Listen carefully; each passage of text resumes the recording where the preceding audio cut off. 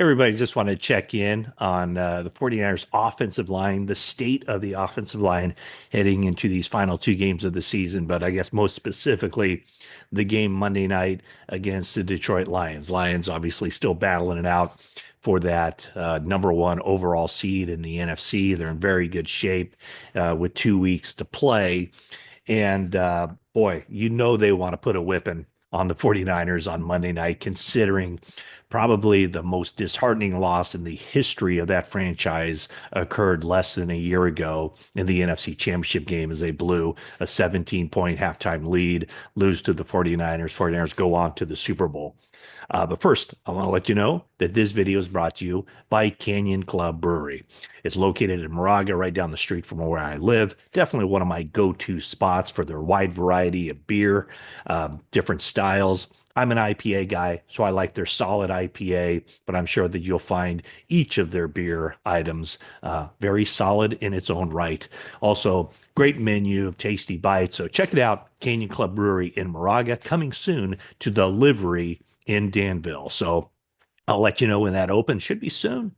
Haven't heard anything quite in recently here, but should be open soon. Maybe the rain that has been kind of pounding the Bay Area over the past several weeks. Maybe that's kind of delayed the progress there, but I'll get an answer and I'll get back to you on that. Okay, so let's look at the 49ers offensive line. They made one roster move on Christmas Day, and that was signing Charlie Heck from the practice squad of the Arizona Cardinals. So Charlie Heck is the son. He's 6'8", 315 pounds, the son of former NFL offensive lineman Andy Heck, who is also now the offensive line coach for the Kansas City Chiefs. So Charlie Heck comes to the 49ers and he takes Jalen Moore's spot on the roster.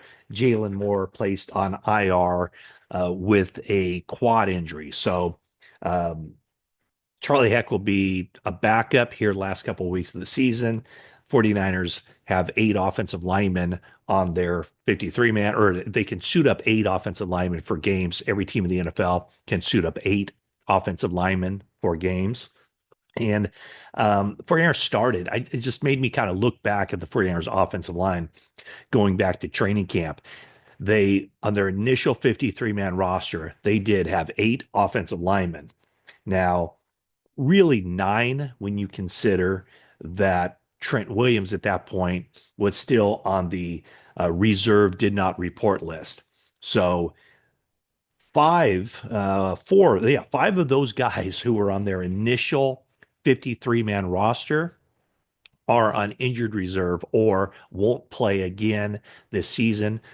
In the case of John Feliciano, did not play at all this season, and he was a guy that worked his way into the starting lineup at right guard late last season or the second half of last season. And one of the kind of underrated parts of the 49ers loss in the Super Bowl was that Feliciano had to leave that game with a pec injury. Spencer Burford steps in, and Spencer Burford's the one that blew the assignment on the Chris Jones pressure that resulted in the huge third down incompletion. So no Feliciano this season. When all is said and done, Trent Williams will have missed the final 7 games of this year. Aaron Banks is out for the remainder of the season with the MCL injury on his knee, and he'll be heading into free agency. More than likely, Aaron Banks has played his final game with the 49ers because I do believe that basically anytime a starter goes on the open market as far as an offensive line, he's going to get paid. When you look at offensive linemen around the NFL, how difficult it is for teams to find offensive linemen. And I would say only a couple teams can really feel good about their offensive line, left tackle to right tackle. So I think Banks I think he'll be signed by some other team on the free agent market. So Williams out, Banks out, Feliciano never played this season. Jalen Moore goes on IR, as I mentioned.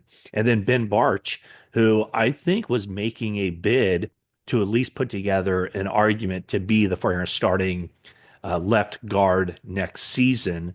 He went on IR as well after starting a couple of games in replace of Banks. when he missed some time with a concussion. So right there, you have so many guys who are already out. And I know people, someone I saw on, I think it was on Bluesky, had mentioned, why can't the 49ers, why don't they put a whole lot of emphasis on into their backups on the offensive line? The issue is that a lot of their backups are already injured. When you look at, uh, no Williams, no Banks, no Moore, no Feliciano, no Ben Barch. I mean, that strips away at uh, the depth on that offensive line. And then you look at the players that they cut just to get down to the 53-man roster. And when you cut a player, obviously that player is subject to waivers. And so the 49ers did lose Jarrett Kingston, who was a draft pick, and the 49ers released him. The idea was to bring him back to the practice squad, but he gets claimed by the Carolina Panthers, and he has appeared in 5 games with the Panthers this season. Another player that they released, Chris Hubbard, veteran guy. He is now with the New York Giants. He's played. He's actually started 3 games for the New York Giants this season. The other guys that they cut, Brandon Parker, who was a good player for Vegas in the past, but just too many injuries. He hasn't played in the NFL this season. Sebastian Gutierrez has spent some time on the 49ers practice squad and 53-man roster. And then Drake Nugent is another player. Is he a starter in the future at center? Most likely, I don't know. I was going to say most likely not, but he has a chance, I guess. But I do think that, that'll be an area where the 49ers will be looking, to get somebody in there.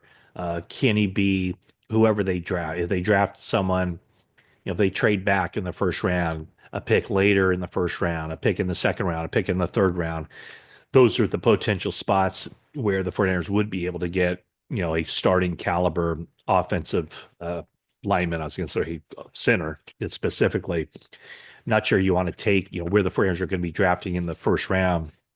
Not sure that that would be the spot for any offensive lineman unless it's a kick-ass tackle. But, you're talking second round, middle of the second round would probably be a sweet spot, or middle of the third round, kind of a sweet spot for a guard slash uh, center.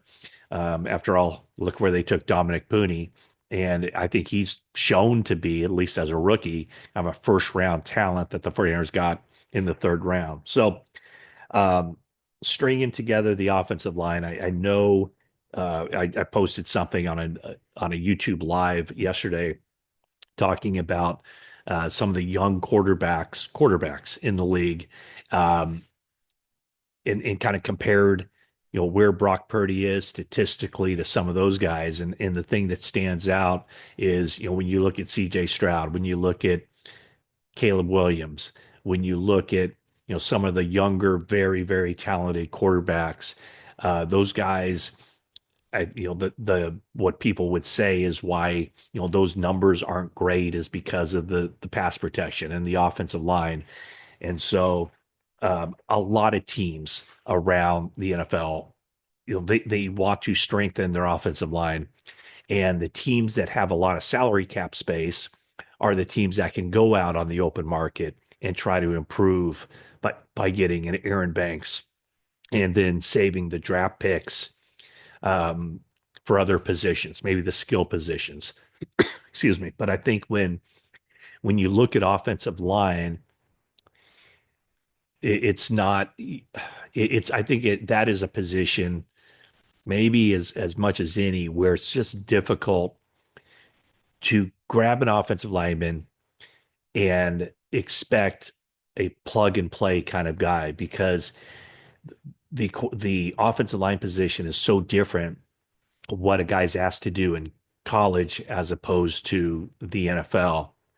And so if you go in to the draft trying to plug a specific hole on the offensive line, it becomes very difficult because there might be one guy that you think that guy fits what we do, but there's no guarantee that that guy will be there when you pick. So that's why teams with cap room will try to fill as many spots on the offensive line in free agency, they'll have to overpay for it. Like some team will probably overpay for Aaron Banks, maybe like the Denver Broncos overpaid for Mike McGlinchey a couple years ago. So I don't expect the 49ers to get a surefire starting caliber offensive lineman in free agency. Yes, they could absolutely get somebody that would compete for a job. And I mentioned Ben Barch earlier. That's somebody with some starting experience in his background. 49ers signed him a year ago, or last season, the 2023 season.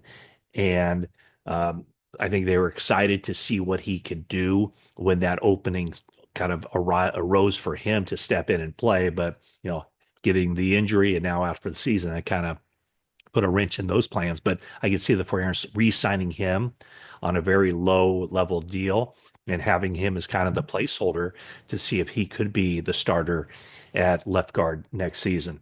But I think that any veteran that they sign in free agency would be more, okay, he'll compete. Let's see what happens. And then, you use the draft to try to increase that competition. But, the area of the 49ers where, just in the last week, I mentioned Charlie Heck comes to the team, 4 years in Houston, 21 starts. They signed him off the Arizona practice squad. Before that, the week before that, Austin Pleasance, who had kind of kicked around, had only played in 2 games prior in his NFL career. I think it was 2021 and 2023 with Carolina, 1 game, with the Chargers, 1 game, and now he's with the 49ers. So you can tell that because of injuries around the league, because of the roster limitations, once you get to your seventh, eighth, ninth offensive lineman that you have to plug and play, a lot of times those players aren't even the players that you had in training camp.